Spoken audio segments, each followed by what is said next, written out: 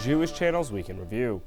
A new push from the European Union on Israeli-Palestinian peace, unrest in a small town as Hasidim try to move in, going vegan with fashion, and more of the Jewish news that's changing your world right now in this episode of the Week in Review. Hello, and welcome to the Jewish Channel's Week in Review. I'm Stephen I. Weiss.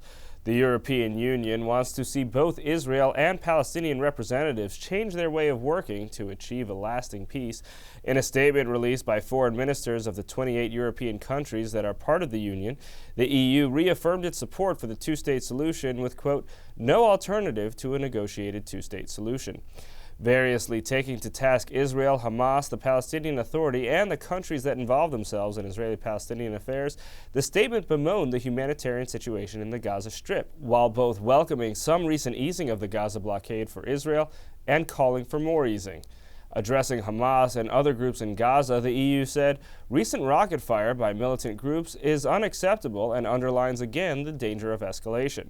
The statement also called for a significant shift from Palestinian leadership. Inter-Palestinian reconciliation is an important element for reaching the two-state solution. In that regard, the EU calls on the Palestinian factions to make reconciliation and the return of the PA to Gaza a top priority. The PA must take greater responsibility in this regard and assume its government function in the Gaza Strip, including in the field of security, civil administration, and through its presence at the Gaza crossing points. In regard to the West Bank, the EU wants to see Israel allowing more Palestinian construction and social and economic development. And the statement then went on to declare, quote, recalling that settlements are illegal under international law, the EU reiterates its strong opposition to Israel's settlement policy and actions taken in this context, such as building the separation barrier beyond the 1967 line, demolitions and confiscation, including of EU-funded projects, evictions, forced transfers, including of Bedouins, illegal outposts, settler violence, and restrictions of movement and access. The statement also included one very specific call to action, declaring, quote, it further calls on Israeli authorities to halt plans for forced transfer of population and demolition of Palestinian housing and infrastructure in the Susia and Abu Nuar communities. Susia is home to an estimated 350 Palestinians near Hebron, or Hebron. Abu Nuar is a Bedouin community, one of 46 Bedouin communities that Israel is preparing to relocate, comprising an estimated 7,000 people. Moving on to a dispute over Jewish communities and land here in the United States, a plan to make a Hasidic community in the small town of Bloomingburg, New York, has generated allegations of shady dealings against the developers and civil rights violations against the town. Rebecca Honig-Freeman reports in the first part of a series about the troubles in Bloomingburg. There have been charges of religious discrimination. Do I think there's an anti-Hasidic bias by a tiny group of people? Yeah, I do think there is. Bribery and voter fraud. It's about what we think was a corruption in the process. Civil rights violations and voter disenfranchisement. It's enough to show that here you cannot be a Jew. These are some of the allegations being tossed back and forth in the tiny village of Bloomingburg, the gateway to the Catskills in upstate New York. Population approximately 420. At the center of it all are several newcomers to the village who happen to be Hasidic Jews, and a housing development being built to attract more of them. Behind me is the Chestnut Ridge development that's been the source of so much controversy here in Bloomingburg, New York. Was the development initially pushed through via questionable means? Are the town and village trying to stymie the development in order to keep out the Hasidic community? These are some of the questions I asked on my visit to Bloomingburg. It's easy to see why anyone would want to move to Shalom Lamb's Chestnut Ridge development with its neat tree-lined streets and shiny new homes.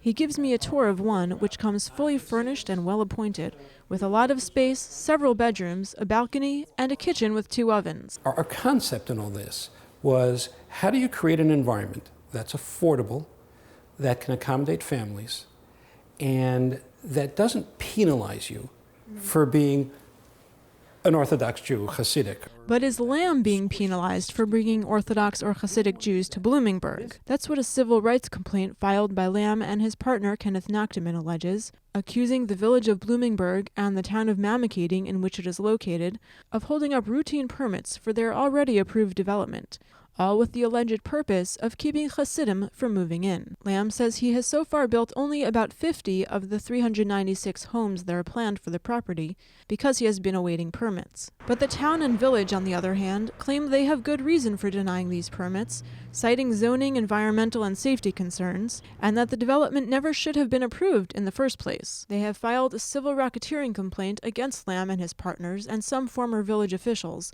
accusing them of fraud, bribery, and corruption in pushing the development through its various stages of approvals. Our suit really is about process, a scheme to basically put into place a development that neither the village or the town would have approved had it been proposed in a transparent and straightforward manner. The story begins in 2006, when longtime Bloomingburg resident Dr. Clifford Teich was deputy mayor of the village. Teich was approached by a local developer named Dwayne Rowe, who wanted to annex 200 acres of land to the village, which has more liberal zoning laws than the surrounding town of Mamakating, so he could build a luxury housing development there. And he told me, Doc, we are going to have a gated community with snowbirds from like Florida who need a summer place. With a beautiful 18-hole golf course, it's going to be a thing of beauty. But what Teich and the other townspeople didn't know at the time was that Rowe was acting on behalf of Lamb and Nactaman, that the golf course and other luxury amenities would ultimately be dropped from the plans, and that the homes would eventually be marketed largely to Hasidic Jews from Williamsburg. So the people were not looking very closely at what was going on until about 2012, when things started to be built, and all of a sudden people take a look, they see what's being built, and they say, wait a minute, this doesn't look like anything that we understood was going to be built. As far as the change of plan from a luxury golf course community to one featuring homes fit for Hasidic families, Lamb says that the development plans, quote, evolved through the approvals process, and because of the recession and housing bust in 2008, when demand for luxurious second homes dried up, but Hasidic Jews from crowded Williamsburg were still looking to buy. I want to emphasize the property is open for anybody who wants to buy. As an anecdotal reality, the people who have this tremendous need and who are coming here, thank God, in droves as a real estate developer, thank God, are the Hasidic community. Droves might be an overstatement, but over the last couple of years, a small community of mostly Satmar Hasidim has sprung up in Bloomingburg. Moshe Smolowitz, a community leader, said there are currently about 40 to 45 families. And it's continuing. I mean, people moving in, and people, and the tough times, people moved away. Signs of Orthodox Jewish life were evident on our visit, including a kosher pizza shop, a bakery/grocery store, and the telltale plastic children's toys in front yards along Main Street. And in March, Bloomingburg elected its first Hasidic member to the Village Board of Trustees. Aaron Rabiner said despite all the contention, he's had no problems from the other village officials. I have to say they're pretty decent. I had no issues at all. As far as what went on before this, I don't know. Though it's not all been sunshine and roses. Rabiner was heckled at one board meeting by someone from outside the village, and there are other signs that can at least be construed as anti-Semitic. A large cross sits on land just adjacent to the Chestnut Ridge property, reportedly put up by the owners as a Christmas decoration in 2013. And there has been vandalism. Remnants of glass from the kosher grocery store window are a reminder that it was shattered several times last year, which the Sullivan County Sheriff's Office confirmed was a crime that seemed inspired by opposition to the development. But everyone I spoke to maintained that things have calmed down in Bloomingburg, and that relations are good with the average man on the street, if not with local government officials. And we'll explore the various allegations regarding voting issues in the next installment of our series on Bloomingburg. But as for the development and what the future will hold, each of the players in this story has his hopes. My goal is a kind community. I think the ideal outcome would be for the development to be stopped where it is and essentially rethought and repurposed. We have to be understanding, open-minded, and want to understand each other. That's the main key. For more on the controversy in Bloomingburg, New York, watch the full broadcast version of the Week in Review. Thank you, Rebecca. The world of men's fashion is becoming more of a player in the global fashion industry. But as Meredith Gansman reports, one designer wants to take a step back and question the industry's values, including by bringing veganism to the table.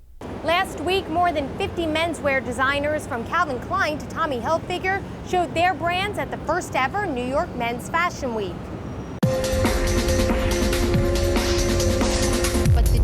designer of Brave Gentleman, a vegan menswear company, did not. My problem with what's happening, and this is a problem that's been happening for years, is that fashion is accelerating. That there's more events, more trade shows, more fashion weeks, more seasons. Now in its 5th year, Joshua Catcher's Brave Gentleman is pushing against the very fast fashion calendar. In the same way that there's the slow food movement, there's also a slow fashion movement. It's a movement to create clothing ethically, Catcher says. There are 3 main components to ethical fashion, and that is a consideration for the workers, a consideration for the environment, and a consideration for animals. One component of creating ethical fashion is eliminating the use of such animal-based materials as cashmere, wool, and leather, and replacing them with man-made fabrics. Right now, the most exciting innovations that are happening in fashion are happening in high-tech synthetics, in biofabrication, which is growing materials in the laboratory. We can grow leather in the laboratory, we can grow fur, we can grow wool, we can grow all sorts of things. And we can also create beautiful materials from recycled waste. And we can make gorgeous materials from organic plant-based fabrics. A lot of these animal industries, their days are numbered. This material may look like fine wool tweed, but Catcher calls it future wool. And it's actually made from diverted waste. It's 100% recycled cotton and recycled poly blend and milled beautifully into this tweed. Oh, and the inside, the lining, this is the softest, silkiest lining, and it's made from 100% recycled plastic bottles. But this change isn't cheap. Catcher suits cost upwards of $1,000. So when we talk about ethical fashion, we are changing the way things are grown, the way things are milled, the way workers are treated, the way factory workers who are sewing our clothing, that they should be paid better. So these are all cost increases at every step of the way. For more on Brave Gentleman, tune in to the full broadcast version of the Week in Review. Thank you, Meredith. Finally, this week on Up Close, what does it mean to be set free from the strictures of one's childhood and find a calling somewhere else? In the 1980s, many youths across America found meaning in music that was loud, hard, and fast, and a sense of community as well. Inc. magazine executive editor John Fine discusses his path in Your Band Sucks, What I Learned at Indie Rock's Revolution But Can No Longer Hear. And then, we've heard many individual stories of people who grew up in the ultra-Orthodox community and eventually left. But what's the larger story that they tell us when combined together? Kansas University Distinguished Professor of Jewish Studies Lynn Davidman researches that in Becoming Unorthodox, Stories of Ex-Hasidic Jews. Here are some of the highlights from my interview with Lynn Davidman. I think a lot of our audience has seen in bits and pieces narratives about what it's like to go from ultra-Orthodoxy to not. What all of those are these very detailed but individual stories. Yes, it's exactly. one person's narrative. And you took the opposite approach. You've interviewed 40 people and assembled all of those stories together to try to get some sense of what happens. In a memoir, it's all one person's experience, and none of us represent our experiences with any objectivity, which isn't required in a memoir. But what I did was looked for patterns across people, thereby being able to make a larger argument about what do we get when we study Haredi defectors. And what we get is, in contrast to Christianity, which emphasizes belief, Jews emphasize practice. And so one of the most significant things that happened as they moved on out is they changed their bodily practices. That in the vast majority of the people you interviewed, in the vast majority of cases, there are one or two who decided, well, I never really believed in any of this stuff. But for the vast majority of them, there's some moment, there's something, there's a divorce, a loss of a parent, an episode of abuse or something. There's like this moment, and there's really, a lot of them can define it, that there was this moment when things changed. Absolutely. And things often might have changed for them when they were quite young, so they couldn't actually use that as an opportunity to leave, but it started them questioning. These 40 stories that you have, whereas I think the ones that have made headlines in the past have been with those who've found that breaking period to be particularly tumultuous and to involve a lot of really graphic problems.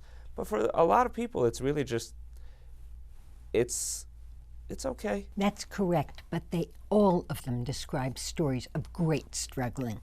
They are afraid of losing their families. They're afraid of being punished by God, because all their life they're taught, if you do any sin, you're going to be punished by God right away. So they're afraid they'll lose their family. They're afraid they'll lose their community. They're afraid they will hurt their siblings' marriage chances, because if there's a defector, there's a big D on the family's head, and so they don't make as good matches, their siblings. They're also unaware of how to make a life of their own. And it's easier to stay, so they spend years questioning, asking questions to rabbis, and not receiving satisfactory answers. You can see the full episode of Up Close on the Jewish Channel on cable. You can also listen to the full audio of Up Close as a podcast, available on iTunes or in your favorite podcast player. That's all for this week. From all of us here at the Jewish Channel, be well. The Jewish Channel is available on cable. Time Warner Cable Channel 1640, IOPLING Channel 505, RCN Channel 268, Cox Cable Channel 1, Bright House Channel 330, Verizon Fios Channel 900, and on Comcast and the on-demand menu on premium channels. For more information, visit tjctv.com.